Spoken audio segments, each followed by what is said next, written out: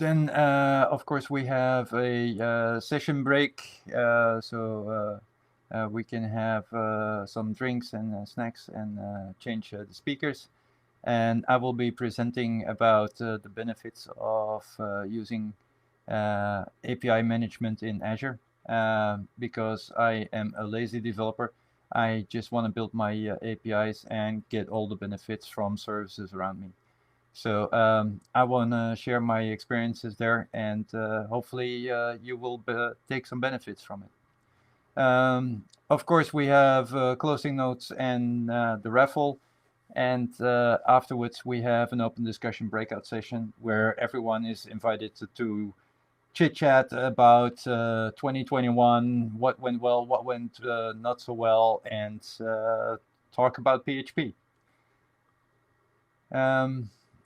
Of course, PHP is representing all the communities in the Belgium, Netherlands, and Luxembourg area. So a big shout out to all the community leaders who have been dealing with the pandemic for so long. Hopefully, we can make them feel a little bit less lonely out there with our events. So, Freek van der Herten and myself, Michelangelo van Dam, will be presenting today.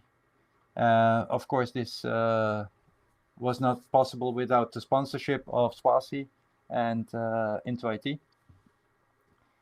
But a big shout out goes to Mark Baker, who generously provided rare elephants to be raffled. So, Mark, we owe you tremendously amount of love and good fortune. So we're very excited to be able to raffle these rare elephants. Of course, we have Into IT providing more elephants to share, and they will also make sure that these elephants will arrive underneath the Christmas tree or the lights or whatever kind of celebration you have.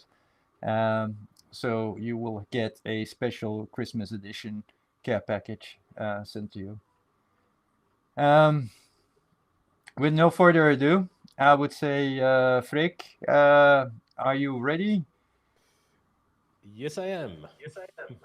Okay, well, the floor is yours. The idea is that you will be presenting. We will take a keen eye on questions that appear.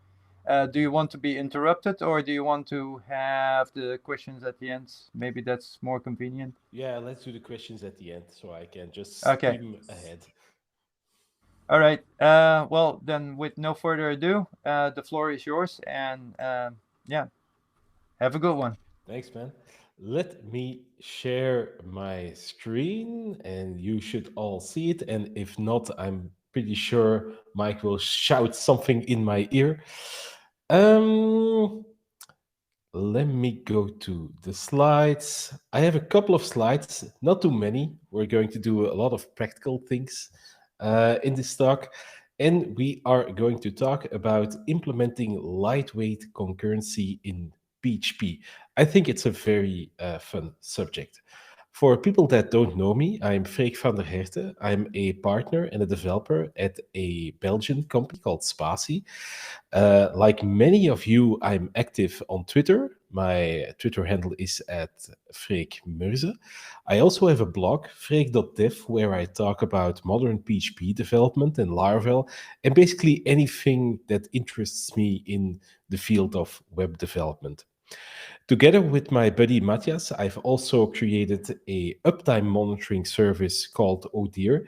And this one doesn't only keep an eye on your homepage, but it will actually crawl your entire web page and it will notify you when any of the pages is down or when you have a broken link. It has a couple of more checks, so check it out. And together with my team at Spatie, I've also created Flare, which is the best exception tracker for Laravel and PHP applications. Now, before heading into the talk itself, I want to say a few words about the open source efforts that my company Spatie does. We currently have about 300 packages registered on Packages, and they have been downloaded now for almost 220 million times. I still remember getting like the first 100 downloads, and it's pretty amazing that with a small team as ours, we've managed to get this download number.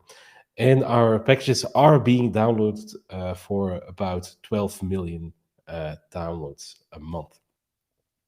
You can see all of the packages that we've created on our company website. We have an open source section there. Most of the packages are Laravel specific, but we have a fair share of PHP framework agnostic ones as well there. Now, those packages, they are not entirely free. There is a special license on them called postcardware, which means that if any of our packages get in your production environment, you are required by law to send us a postcard. We share those postcards too. We at our office we have a real world wall where all the postcards are, but we also have a virtual postcard wall. We take a picture of every postcard we get, and we also share them on our website. So be sure to check that out as well. Of course, open source is very fun to work with, but it doesn't pay the bills. So we need to do some paid work as well. And one of the big things that we do is that we create digital products. So we've created video courses to get started with testing, to get started with PHP, even how to build a very large Laravel application. We've made a course about that. And we've also made some digital products such as Ray, which you'll see in action during this talk, Mail Coach, and a couple of others. So if you want to support our open source efforts, consider picking up one of our paid offerings as well. It really helps. With that out of the way, let's talk a little bit about concurrency in PHP. And you should know that this talk and this subject for me was really kickstarted because I wanted to do something very, very small. There are actually a couple of very good options already in PHP where you can build an entire application um, uh, with attention to concurrency. There are a couple of good frameworks for that.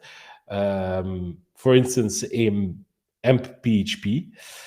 You can do wonderful things with that, but if you want to do something very simple, yeah, it's a little bit verbose to do. You have to do the promised wait there. You have to import some stuff. It's not too bad, but I think it can be much simpler. There's also React PHP. Again, this is a wonderful framework if you want to build sizable things with it. React PHP has been around for a very long time. It is very robust, but it can also be a little bit daunting to start with.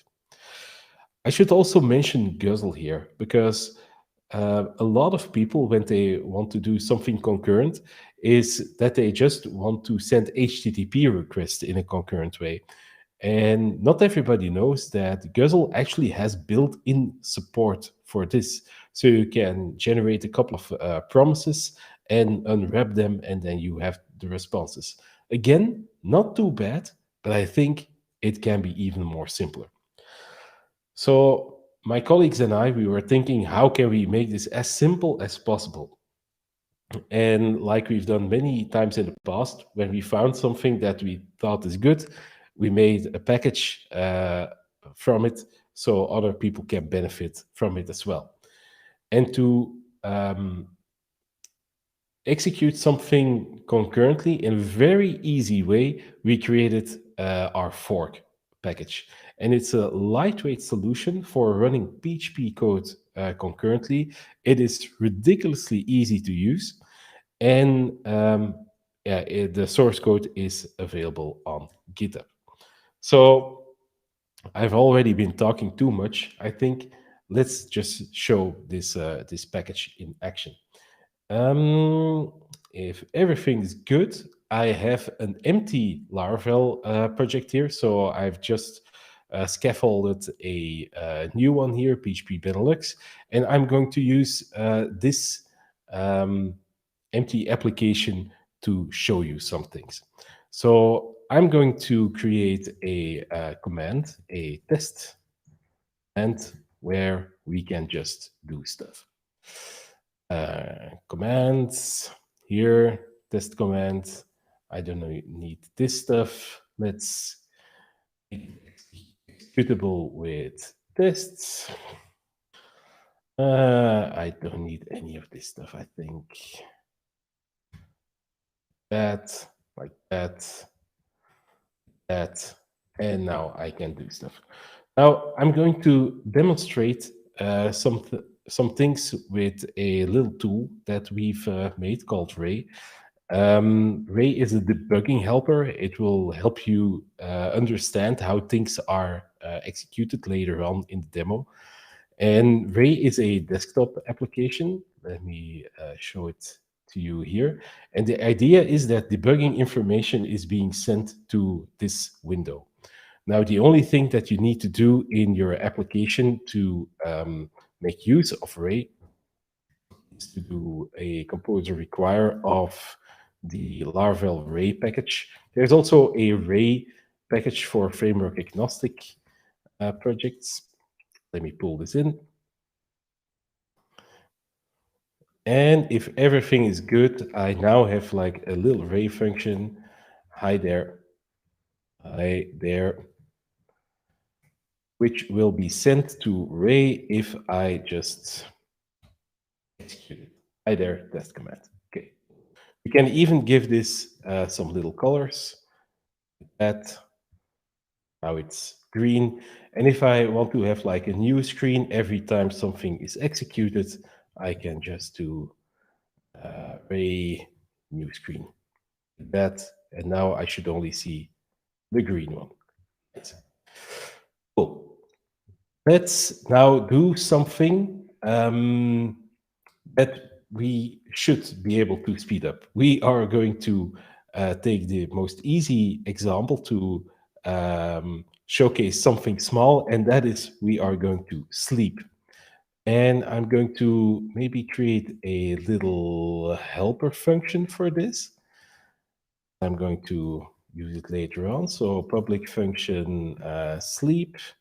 Let's do the amount of seconds here. And let's sleep that amount of seconds. And when we are going to start to sleep, let's maybe send maybe the sleep emoji. Starting to sleep.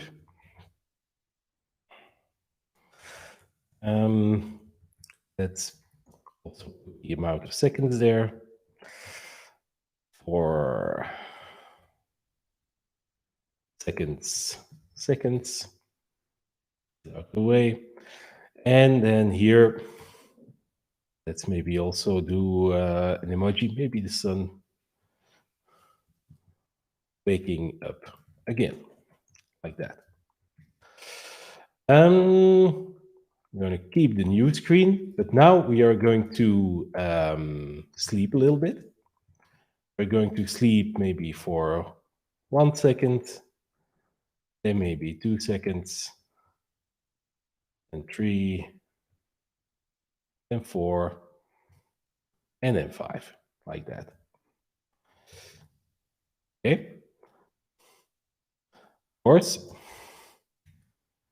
if you execute this, yeah, then we are going to sleep. We're going to wake up again, sleep, wake up again, and so on, one after the other, right? Let's make this a little bit more pretty. Let's give this the color blue because the night begins, and let's give this the color of the upcoming sun, orange. And let's now try to use the fork package. So I'm going to composer require, of course, require the fork package. And now we are going to execute these things at the same time. Let's see how easy that is with fork. So what you need to do to fork stuff is just make a new fork and then just call run on it and give it some callables. So let's give it the callable, or see if I can be handy with multi-cursor here, like that. And then to the front, and then I want to have like a function, and maybe I should have like commas here. What's the problem here? That's probably because here in Composer JSON, it's being marked as 7.3 and short closures are only in 7.4. So yeah, there we have it. So you can see it, it's ridiculously simple. You just do fork new run and you give the callables and these will run at the same time. Let's see what happens now. So I'm going to execute this command. And you see that they all started at the same time and now they're waking up again after they sleep. Isn't this very simple to do? So if you need to do something concurrently, just use fork and be done with it. It's basically the most easy thing that you can do. Now, if this was like my whole talk, I would be finished now because it was our goal to make it as easy and as fast as possible. But what I'm going to do now is demystify what happens under the hood here. So I don't need this anymore. I think I also don't need this anymore. And now we can start. Okay. I have some speaker notes here at the side. Let me go to the relevant part here. Okay. How can you actually make things run concurrently in PHP? Let's maybe do an if statement here. And let's maybe do some sort of condition. We don't know what yet. And here I'm going to echo out in condition maybe, or maybe true, like that. And otherwise, I want to echo out false. Echo false, like that. Or maybe let's just use Ray. Maybe that's true. That's green. And false. And that's red. Like that. And here we have a condition. Let's maybe do something silly like no. Let's just do true. And let's run this. And let's see what happens. And of course, it's true. And when we do false, then it's false. Now, I want you to think, is there like a way that we can make this true and false at the same time? Like I want to execute it once and see both results at the same time. And I think that you might think that this isn't possible, but this is very possible. There is a way to, with that if, execute both of the things. And that is possible with the process control functions. So PHP has some process control functions built in, and using this, you can basically turn this one process into two processes. Let me show you. How can you do that? Is with this one, process control fork. And this is where we got the name of the package from. So fork, which is of course also a concept in programming as well. So you need to have the process control extension available in PHP, but this extension is available on nearly every system. I think it's if you would check your extensions, probably it's enabled. I'm going to add it here in composer.json so we can have this quickly line removed. And what it returns is a process ID. And let's use that process ID here and take a look at what happens. And now we are true and false at the same time. Let me clear the screen so it's very, very clear what happens. If I run this, you can see we are true and false at the same time. Isn't that amazing? A minute ago, you wouldn't think that this would be possible. So what is this bit ID? So this, or what is this PID? This stands for a process ID. And if the process ID is 0, then we are like in the forked process. So when you fork a process, then the process that was happening here still runs. But if you're in here, you're in the forked process. And if you're not in here, then, or if you're in here, then you're still in the same process, but there was another one that spun up. So instead of true, let's add here, this is the child. And I think, let me check my notes.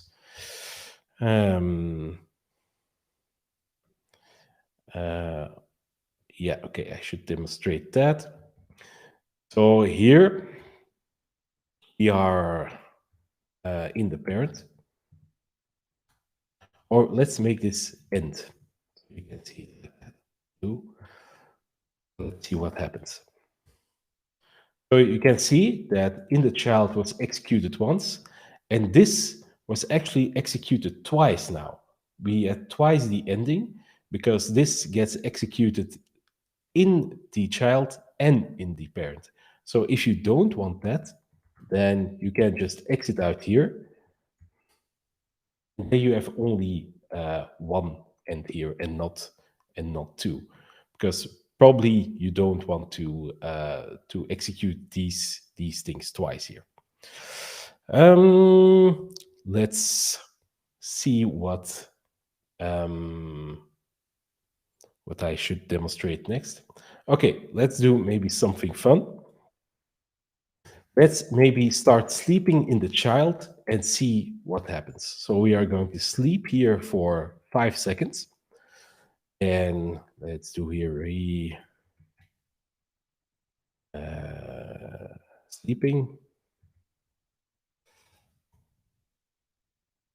That. Run our test again.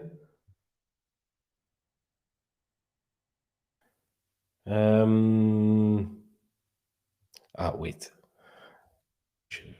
This one, so you can see that happening.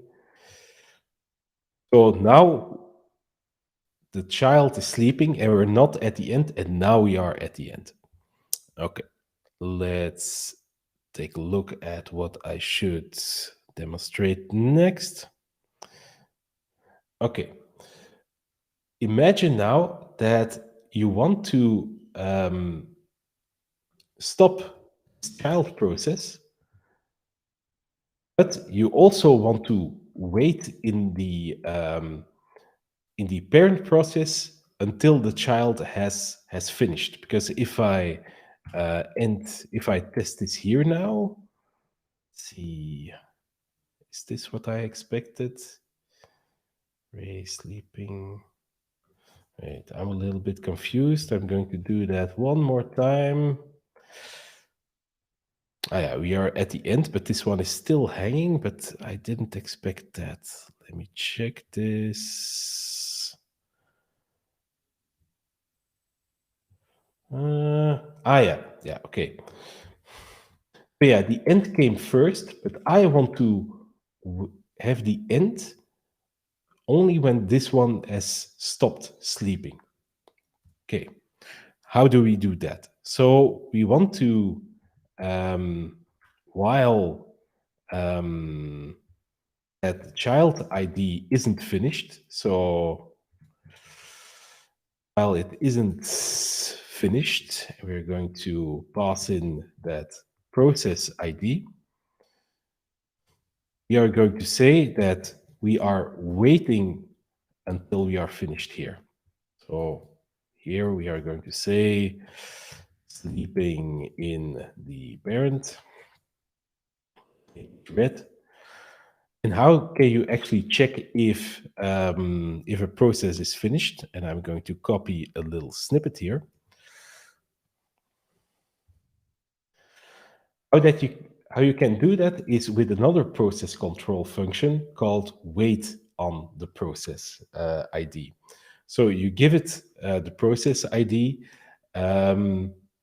This is one of the old PHP functions where you pass something something there by reference, and here you should add some flags. And no hang is the most important one.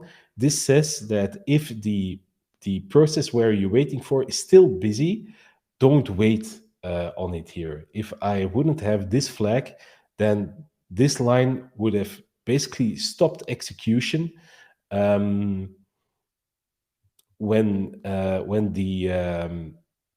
the child is still busy. Okay, let's see if this works. So I'm going to let the child sleep here. Is child, or I'm going to make this child starts sleeping. And here maybe parent is waiting on child. And I have like a loop of 1 second here, so you can see that even though our child process is sleeping, we can still do stuff in our parent here. Okay, let's hope that that this works. Okay, let's test this out. So the child starts sleeping. We're waiting until the parent has until the child has stopped sleeping, but there's something wrong here. Let me check what that could be. Yeah, and I have no way of stopping this now, so I need to go to activity monitor and kill that PHP process, because as you can see at my command line, the parent has finished, but the child is still going strong here. So let me just kill this one. Stop. Yeah, stop. And then this should stop. Okay. And let me check what I've done wrong here. So let me compare against my notes. It's probably something very silly. So I've forked the process. Ah, yeah, I forgot this one. So if the process ID is 0, then we are in the child. Yeah, that's probably it. Let's try this again. Child starts sleeping. Parent is waiting on the child for 5 seconds, and hopefully we end then. Yeah, that's it. That's what I want to see. So you can see that even though our child was in a sleeping state, we could still do stuff in our parent. Okay, this is already pretty interesting, but you want to also communicate with your child, because probably you're creating a child process so that it can do something. And if you're waiting on the child, then you're probably waiting on the result. Now, how you could communicate between the two is just, let your child write something to a file and read that file with the parent. But that is a little bit cumbersome, that you need the file system to communicate between those two. Now, on Unix systems, and I guess on Windows systems as well, there is a way to communicate between processes, and that is via sockets. And PHP also has functionality for creating these sockets, so these processes can talk to each other. So let's start and try to do that now. So how can you create a socket? That's with the function socket create pair. That's it. And we get a red squiggly line here because this is also provided by a PHP extension, but much like the process control extension, the sockets extension is also available on nearly every PHP system. Okay. Then we need a couple of options here. I'm not going to explain this. You just need to use this one for this to work. Socket or sock stream, I think it is. This needs to be a 0. And then we are going to just pass in a variable here. And using that variable, we get a socket pair back. So let's just unpack this in 2 sockets. And I'm going to name the first one socket to parent and the other one socket to child.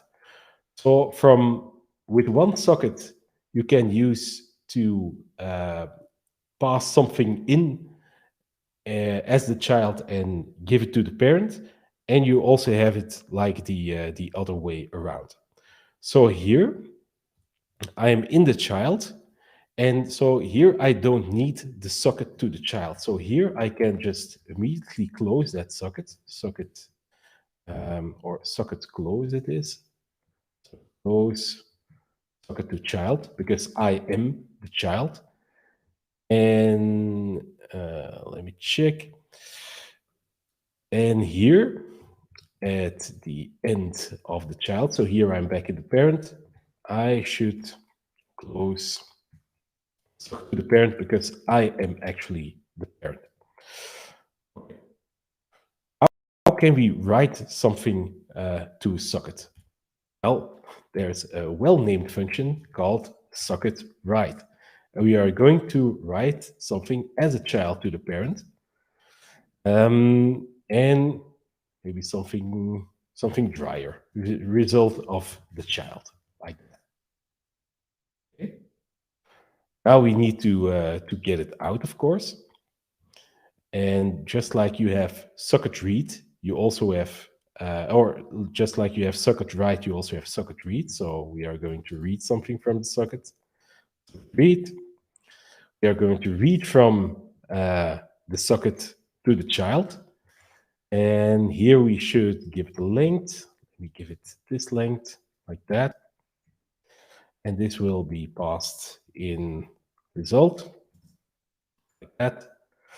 And let's also give this to Ray as well, so we can see that result here. So the parent got this from the child. But my fingers are wrong, like that. Oh, and of course, the dot should be here. I guess everybody made that mistake sometimes. Okay. So we are going to create our socket pair. We are going to fork the process. We are going to write something in the socket as a child. We are going to wait until the child is finished, and then we are going to display the result. Okay, let's hope I've done everything right here now. So the child starts sleeping, parent is waiting, and we got something from the child here. Isn't that great? So this is basically, yeah, basic concurrency, how you can do this in PHP very easily with just a handful of functions. Now, I should also mention that this only works on the CLI, but not on the web, probably because of how things are coded up inside of these little functions. Now, let me go to the fork package to let you see some more of the options that are available. Or maybe before I do that, let's just jump into the vendor folder, to Spatie, to fork, to the source of this. And I'm not going to explain everything here, but if I scroll a little bit down, you should see some of the functions that we just used. So here we already check if that function exists, because we rely on that. And where are uh, those functions? Here you can see that we fork. Here you can see that we wrapped something around creating those pairs so we can easily work with them. So this package really just wraps up all of the functions that I've just shown you in the test command. It, these functions are pretty powerful, but yeah, you've seen me make a few mistakes along the way. It's easy to make mistakes when you work with them, and that is why we made that little fork package. So with fork, you can just create a new fork. You give a few callables to run, and they will all be run. There are actually also a few extra features that I didn't mention. You could create a callable that will be called before each of the child functions. So those child functions, sometimes you need to prepare stuff a little bit. DB connections are a good example of that.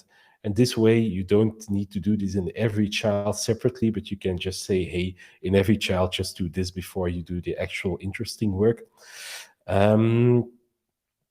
You can also, yeah, return data from all of these things, and you can even configure concurrency a little bit. So in my little demo, I've only shown you that we created one child, but using those functions, you can create multiple childs as well. And here you can, if you give a lot of runnables, you can say, hey, only run this many at the same time. So if you give like 100 callables here, that it doesn't go try to do 100 things at the same time. That can be a little bit inefficient. So yeah, all things summed up, I think this is a pretty neat package, and it was a lot of fun to work on this. It was Brent, my colleague Brent, who started with this package, and I helped him finish it and and polish it a little bit. Let's go back to the slides here. So that is basically everything that I have for you. Do take a look at the source code at GitHub. I think it's a pretty neat package. My colleague Brent wrote a good blog post on it on his blog called Stitcher, and I also wrote some thoughts on this on my own blog, freek.dev. That little tool that you saw, ray.app, if you want to know more about that, you can visit myray.app. We have a couple of nice examples here as well. I've only shown you the basics, but this tool can do a whole lot more. It can measure performance. It can show you all of the events or queries in a Laravel application. It's, I think, a real gem, I think. That is everything that I have for you. I hope that you liked it, and I'll turn it back to you, Mike. And I hope that you are there and that I've not spoken for a half hour against the void. Yeah, getting here. We had good connectivity, so everything was splendid. Cool. So I was intrigued, taking notes, and yeah, very impressive. And knowing PC until functionality existed since like PHP 5, I think, means that the functionality was waiting to be exposed for over a decade. So yeah, thank you. Yeah, I was quite surprised that something this powerful wasn't that well known, or at least not to me. I'll speak for myself. These are quite amazing functions, indeed. I do see some questions. Um, uh, Let me just mark them as questions so I can show them. Prum, prum, prum. Wow. Uh, I see a couple, but I'm going to let yeah, you pick. yeah, yeah. Let me just start with the first one. Um, you showed that re-establishing the DB connection is important for child processes. Why is that, and what other important things do we need to be aware of?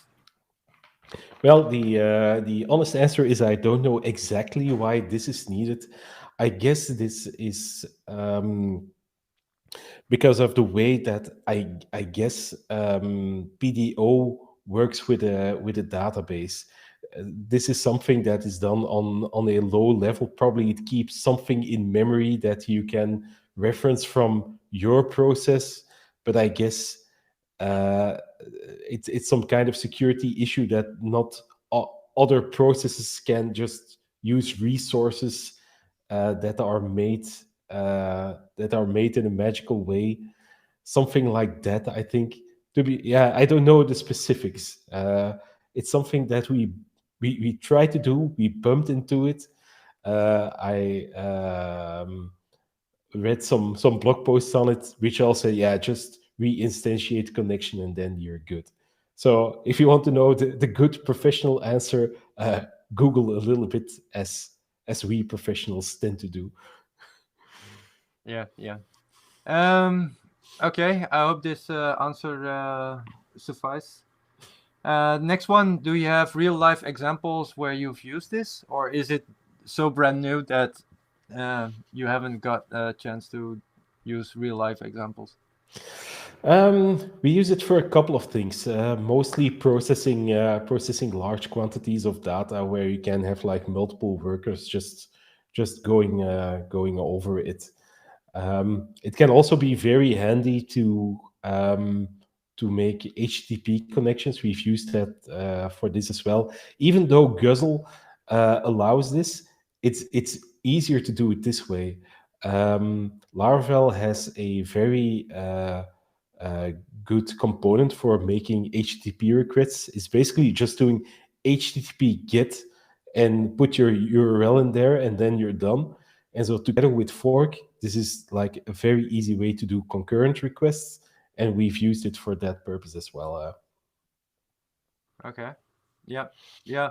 I I I see these examples and I go like, damn. For the my presentation, I could really use it. Um, the next one, compared to React PHP, what are Fork's limitations? I must say that I don't know React that well. I know a little bit of it. So with Fork, Fork is really simple. You just give it a couple of callables, and then you're basically done. With React PHP, you can do a whole lot more. So the basic concept of React is that you start a loop, and you can basically um, add things to the loop which will be run the whole time at the yeah which will be run at the same time. And you can, while the loop is running, you can add stuff to the loop. You can say, hey, do this like every 2 seconds, do this like every second. They have like extra libraries to work with a database in a way that doesn't stop your code. It's much better suited if you want to build like larger things and want to have like more behavior around concurrency. So fork is only meant to be used if you have like a couple of things that you just want to do at the same time. But if you want to do anything more, use something like React PHP, because that will make your life much better. If you want to like create counters or execute something every half a second, or and then something every 2 seconds at the same time, just use something like React PHP. I think it's very clear if you take a look at their docs. They immediately have a few cool examples that are already going a little bit further than just trying to um, make two callables run at the same time. So it's really another thing. I think both Fork and React both have their place. Yeah, yeah, yeah. And, the focus is on different things, all right? Yeah, yeah, indeed.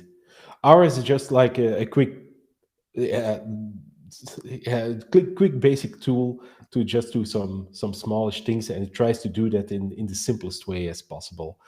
You can do whatever Fork does with React as well, but it will require some more code to do that. Mm-hmm. Okay, next one. um, I like the package. It's way better than using the raw PC until functions. But do you consider forking processes to be lightweight compared to threads, fibers, or event loops? Mm, um, Oh, that's a good question. I haven't really thought about that much. With I have lightweight in my title, but that lightweight more references the ease of use and not the underlying Unix functions per se. I'm not an expert at this. You should ask Crack Joe probably, but I'm pretty sure that his process control functions are very heavily optimized. I guess that they just reach into something Unix like, which doesn't take too much performance at all. And about threads, fibers, or event loops, I'm not. I don't have enough knowledge of them to compare like the performance between those. But I guess if you're only in the realm of I want to execute 4 or 5 callables at the same time, I guess all of these things will be good. I Okay, guess I'm talking a lot, but I could probably also answer with I just don't know. that's fine too. I mean, uh, you focused on this project, and it solves a particular problem, and Mhm. that doesn't mean that you have knowledge about all the other solutions that solve other problems in a similar way. Exactly, exactly. Okay, next one. Does the fork package also work in a HTTP request, or is it only usable in the CLI? I think you mentioned only CLI. It's only CLI, yeah. It's we don't have like programmed a check in our package. It's just those process control functions. They only work in CLI and not in the web. I don't know why, but that's the way it is. If you try to call it in a web request, they just don't work. Mm, So that's like the only downside to it.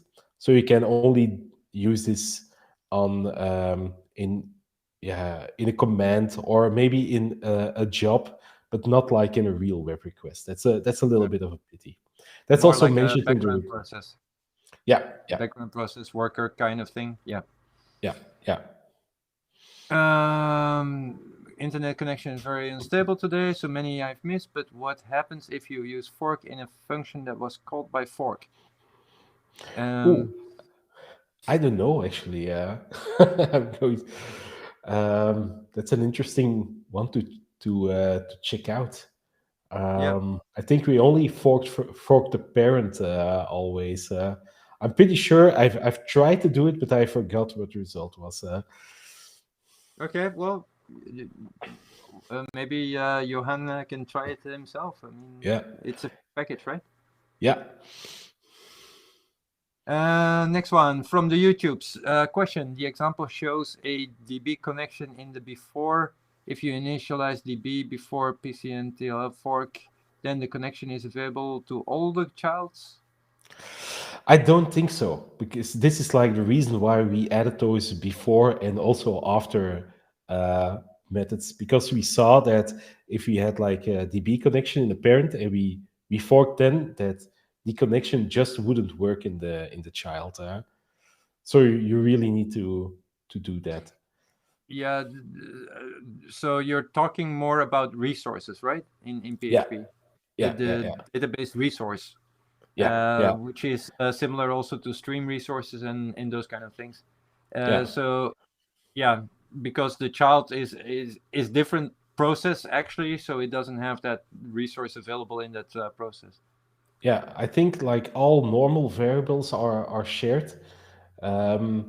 I've also not shown you that in the demo, but they're actually copied over. So if you uh, assign a variable to one or something, and you increase it in the child, it isn't increased in the parent. So everybody gets like their own variables, but resources are special.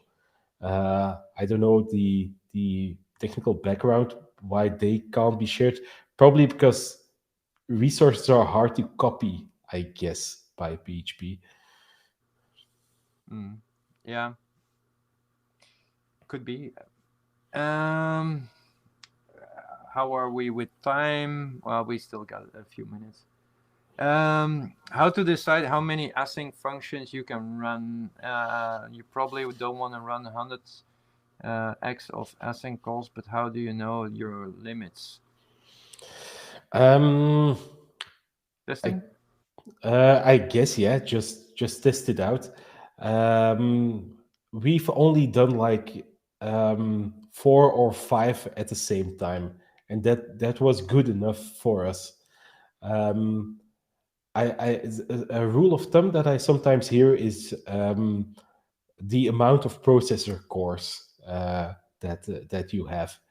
That you can multiply it by something and just experiment a little bit with that number. Mm. I guess it's also a little bit bound, yeah, by memory and what kind of task you're doing there. If you're doing something very CPU heavy, then probably yeah, you can't spin up as much concurrent processes as if you have like child processes that are just waiting on some kind of resource. It's just I think you should experiment a little bit with it. Yeah. I, the way that I envisioned it while you were giving your presentation was let's say you have a whole bunch of microservices. Let's take the order functionality. So you have a new order coming in. It comes through as a message. You have a background worker listening on that message queue. It picks up the message and needs to do a couple of things. So, for instance, it needs to collect the customer information, needs to collect the product information, needs to collect the VAT information, and all those kind of things. So it needs to reach out to a whole bunch of things, and in if you're not using a full-blown framework, you probably have that as a sequence, one after each other, until you have all the information collected, and then you create the order, basically. Hmm. So in that scenario, I could imagine that you can spin up a couple of these forks to perform these actions simultaneously, and Yeah, report back to the main uh, uh, process, the yeah. parent process, so it can create the order the moment that it has collected all the information. Yeah, indeed. I think if you do something like in a framework agnostic project, you could go about it that way. I think if you use like a framework like Symfony of Laravel, maybe a better bet would like be creating separate jobs for that, so that you can just have like a good failing behavior as well. So if like one thing fails, that it gets like on a failed queue somewhere where you can just restart it. With it's something to keep in mind with forking is if it fails, then it's just gone. There's nothing left Mm-hmm. there anymore. But I think with like in a framework agnostic thing, yeah, you could do something like that for sure. Yeah, yeah. Um, I think we have gone through all the questions. Cool. So, Freek, well, thank you very much for your time and your explanation. I mean, it is really an awesome uh, thing. I'm very excited uh, to try it out because I'm not using frameworks that much, so I definitely Yeah. have some use cases where this might solve a couple of my problems Yeah, and and it's I speed things think up.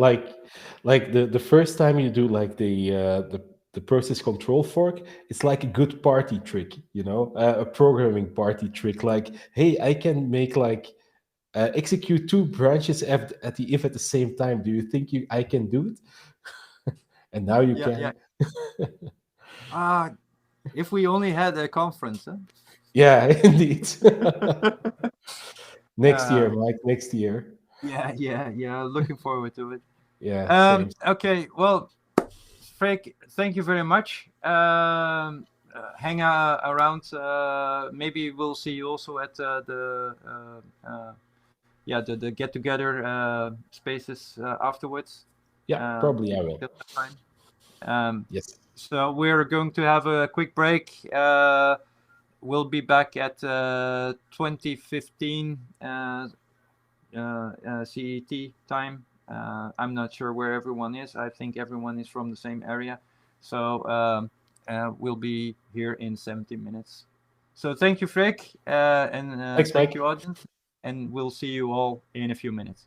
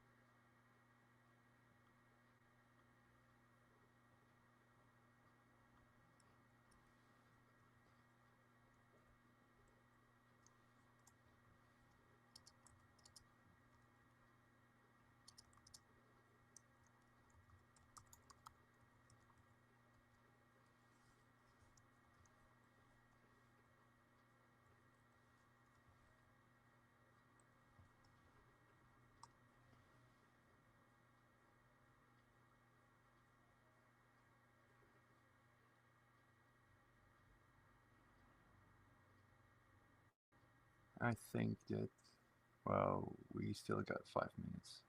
Let me do a quick test of my screen share.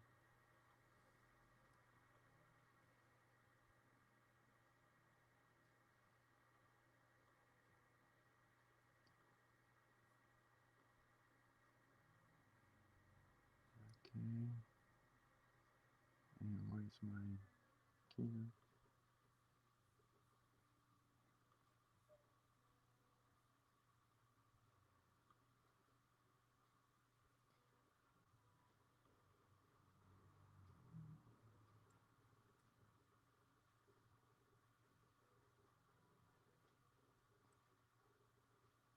Let me see if I...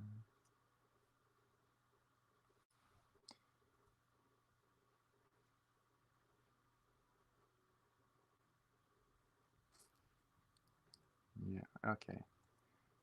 So that is working good.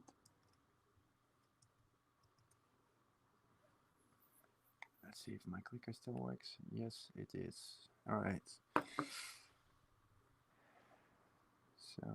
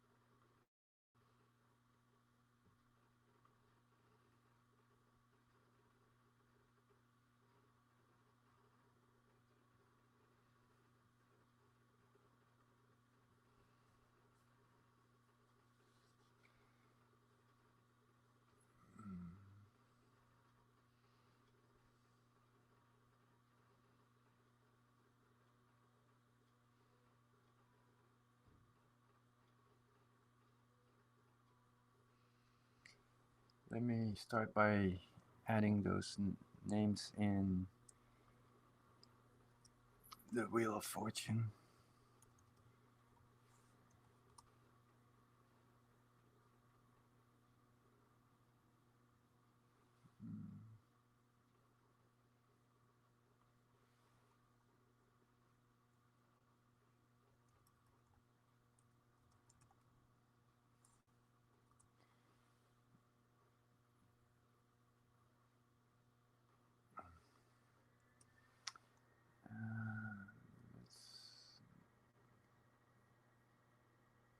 Let's get all the names in.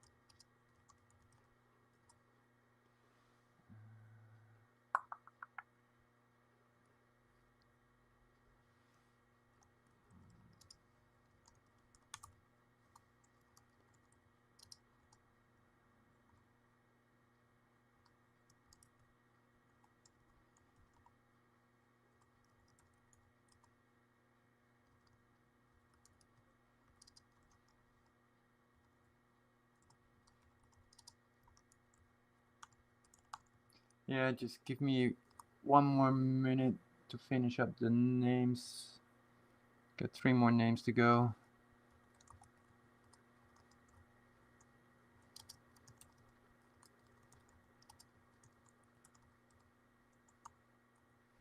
All right. So everything is set for the Wheel of Fortune in a moment. Let's get started with my presentation. Yeah, don't worry. I mean, you get used to this. Okay, I've got my screen up. I've got my presentation ready to go. And everything should be settled. So, let me start off why I wrote this presentation. Because I'm a lazy developer. I don't want to implement all the things that other people already have implemented somewhere else. And I just want to focus on functionality and less on the additional overhead that comes with all the things that businesses require. So in this session, I will go over some of the components people ask me to integrate in APIs, and because like I said, I'm lazy, I'm using services that already provide this. And one of these solutions is the Azure API Management Service, which helps me focus on my APIs and adding more value for customers rather than to provide all the bells and whistles for the businesses. So before we get started, what are APIs? Well, I cannot start a session without quoting Wikipedia. So an application programming interface is a connection between computers or between computer programs. It's a type of software interface offering a service to other pieces of software. A long sentence. Let's highlight the important pieces and let's make it shorter.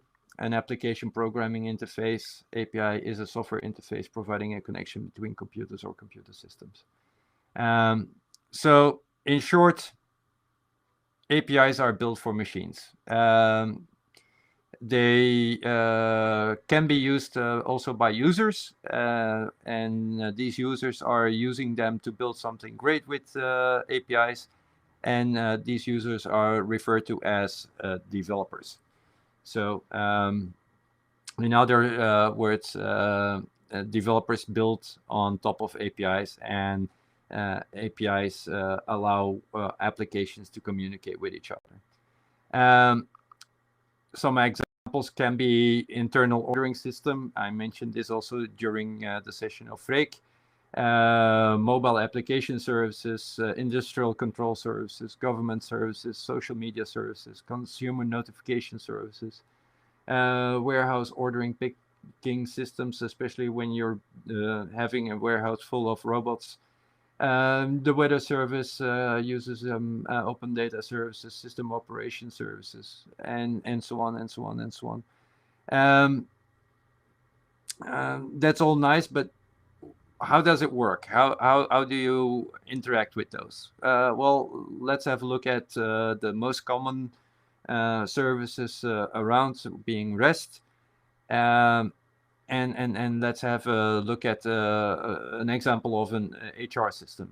So you get employee ID, post employee, and these are all HTTP verbs. So you use HTTP as communication channel to connect with your